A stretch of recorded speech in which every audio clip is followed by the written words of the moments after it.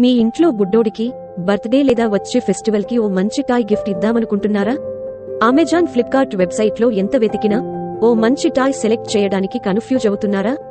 కాస్త తక్కువ రేటు వస్తువు కొంటే క్వాలిటీ ఉండదు, మరీ మంచి టాయ్ కోసం చూస్తే బడ్జెట్ ఉండదు. కరెక్ట్. నేను డీసెంట్ బడ్జెట్లో సూపర్ బిల్డ్ క్వాలిటీ గల స్ట్రాంగ్ టాయ్ ఒకటుంది, అది మీకు చెప్తాను.